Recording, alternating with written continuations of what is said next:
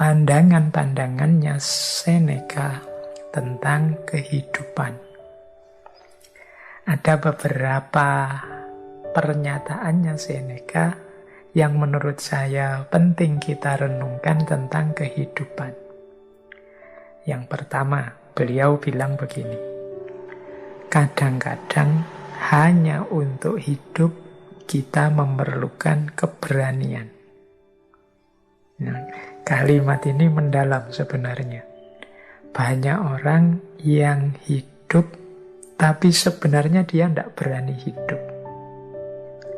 Tidak berani hidup itu bisa dalam arti tidak berani menerima tantangan, bisa dalam arti mandek dan tidak mau mengembangkan diri, bisa dalam arti melarikan diri dari masalah-masalah konkret yang dia hadapi, bisa dalam arti tidak mampu memanfaatkan potensi-potensi yang dimiliki. Jadi ini bisa kita sebut orang yang tidak berani hidup. Jadi kita dianugerahi oleh Allah kehidupan, tapi perilaku kita seperti orang yang tidak berani hidup. Termasuk mungkin bisa kita tafsirkan orang yang tidak berani hidup itu orang yang tidak mau menjaga hidupnya sendiri. Orang yang sembrono dengan hidupnya sendiri. Itu menurut saya juga bagian dari orang yang tidak berani hidup. Jadi kan ada orang itu yang sudahlah, saya tidak perlu diatur-atur, saya nekat saja, nanti kalau mati kan ya sudah. Nah orang ini berani mati sebenarnya. Tapi kalau ditelusuri dia tidak berani hidup. Orang hidup itu berani mati bagus, tapi dia juga harus berani hidup. Termasuk, ya kalau ini kan masih eranya pandemi, yang kita itu dinasehati oleh para ahli untuk biar kita tetap sehat, harus menjaga menggunakan protokol-protokol kesehatan. Kan ada di antara kita yang sudahlah saya tidak protokol-protokolan. Kalau sakit ya biar saja, mati sudah takdirnya. Ini logika ini tidak salah, tapi kurang lengkap. Sampean berani mati, tapi harusnya juga berani hidup dengan segala resikonya. Jadi berani hidup itu berarti berani untuk juga memelihara hidup yang itu amanatnya Allah pada kita. Jadi ini kalimat yang pertama ini menurut saya penting. Kita hidup itu ya harus lengkap. Hidup ya berani, mati ya berani. Banyak orang yang tidak berani hidup, meskipun dia berani mati. Atau ada yang sebaliknya, berani hidup tapi tidak berani mati. Biasanya juga terus orang yang tidak berani mati ini macet, mandek, tidak mau berjuang, tidak mau berkembang karena khawatir mati. Dua-duanya negatif. Kita harus berani hidup juga berani mati. Kemudian itu pandangannya Seneca yang pertama tentang kehidupan. Yang kedua, kata Seneca begini, selama engkau masih hidup, teruslah untuk belajar hidup. Jadi ini pernyataan ini menurut saya menegaskan bahwa hidup ini sifatnya dinamis, berubah-ubah, berkembang. Oleh karena itu kita juga harus punya sifat mental yang dinamis, mau berubah, mau berkembang. Caranya ya kita harus belajar terus tentang hidup kita ini. Logika yang kemarin benar, sekarang mungkin tidak cocok lagi, tidak pas lagi dipergunakan. Maka ayo terus belajar. Dulu kalau kita aktif silaturahim ke rumahnya teman-teman kita, saudara-saudara kita, itu terpuji. Tapi hari ini di era pandemi ini justru kalau kita nekat mengunjungi saudara teman kita, sangat mungkin kita akan menyusahkan dia. Karena sekarang eranya kita diminta untuk jaga jarak dulu. Oh, ini kalau kita tidak belajar terus, ya ilmu kita mandek. Logika sebelum pandemi mungkin tidak bisa diterapkan sekarang saat pandemi. Cara berpikir dulu dan sekarang beda. Itulah gunanya kita belajar terus. Sehingga kata Seneca, selama engkau masih hidup, teruslah belajar. Jadi ini pandangannya Seneca yang kedua. Berarti belajar itu wajib, penting. Ini agama kan juga sudah tegas menyatakan itu. Belajar terus, jangan berhenti. Maka kita istiqomahi antara lain ngaji filsafat ini. Jadi itu nasihatnya yang kedua. Jadi hiduplah dengan berani. Yang kedua, terus belajar, jangan berhenti. Karena kehidupan ini sifatnya dinamis, berubah. Kalian harus pinter mengadaptasi situasi-situasi yang kalian hadapi. Ya termasuk ngaji, materi-materi ngaji ini kan kalian harusnya cerdas menghadapi. Jadi tidak harus kemudian isinya diterapkan semua. Ada kalanya tidak relevan. Atau dalam situasi tertentu bisa tidak pas. Misalnya itu saya kemarin tidak sengaja membaca komentar. Jadi ada yang memotong ngaji filsafat yang tentang keutamaan bangun pagi. Nah, ya terus ada yang ngeritik, Pak, gimana saya bisa bangun pagi? Wong saya kerjanya malam hari. Saya tidak tahu, mungkin jadi satpam apa jadi apa yang shiftnya malam. Jadi justru pagi itu mulai kerja. Nah, ini sebenarnya komentarnya ya cerdas, tapi sebenarnya tidak harus begitu. Kita mestinya ya ngerti setiap teori, setiap konsep, setiap kebijaksanaan itu pasti ada konteksnya, ada ruang dan waktunya sendiri, dan pasti tidak berlaku untuk segala situasi.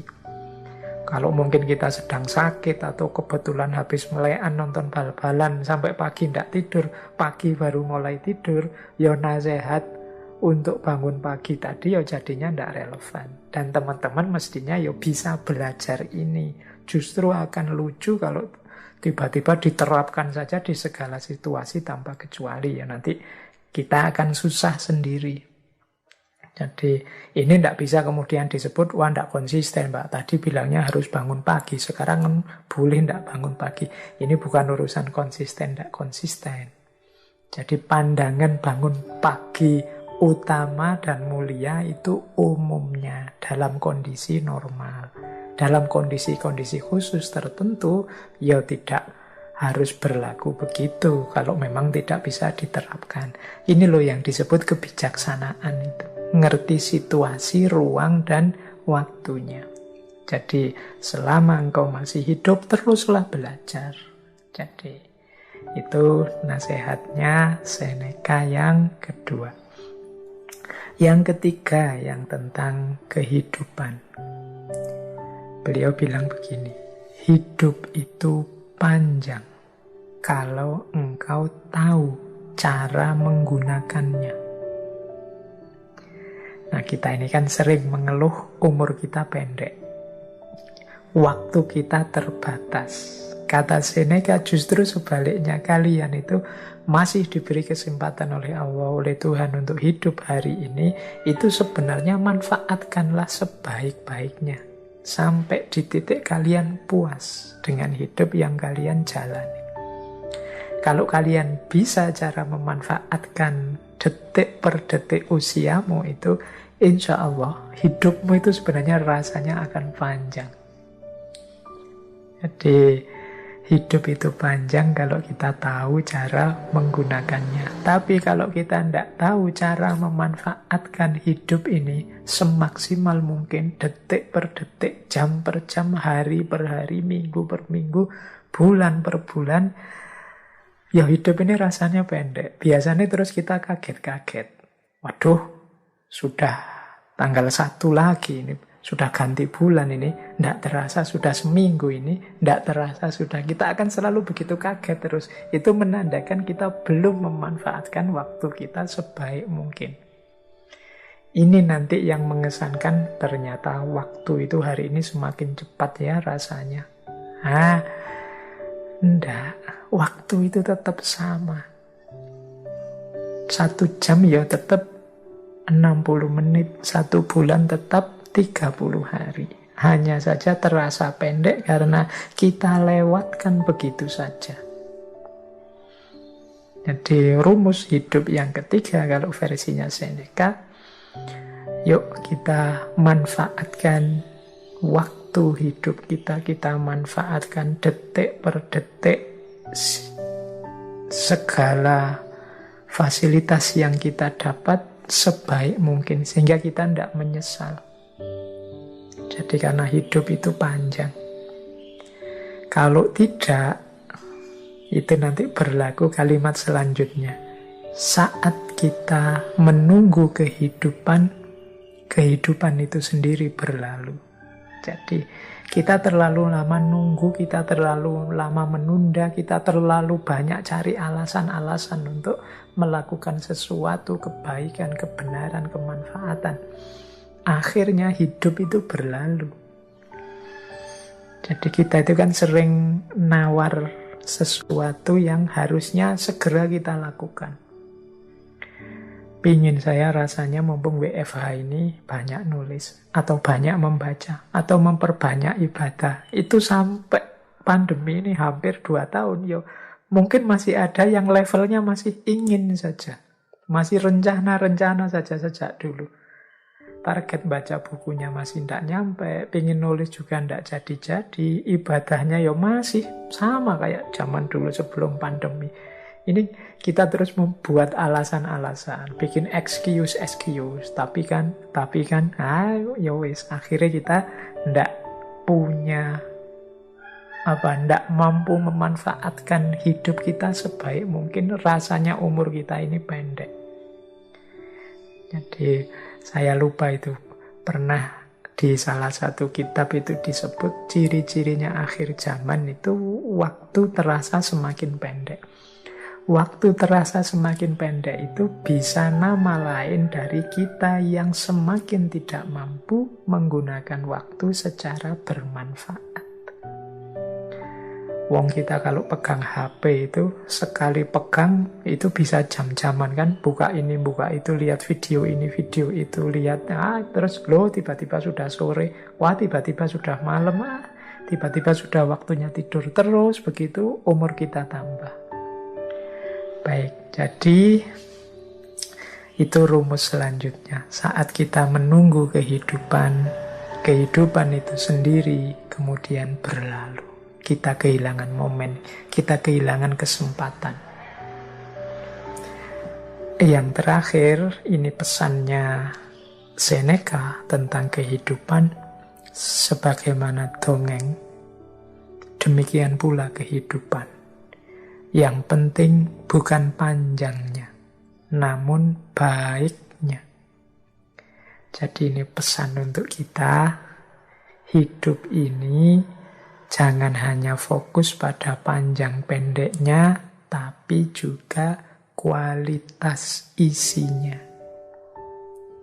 Tidak ada gunanya umur kita sangat panjang, tapi isinya bobrok, rusak, salah, dosa, sehingga eman-eman umur panjang itu semakin panjang umur, ya ekuivalen dengan semakin banyak dosa.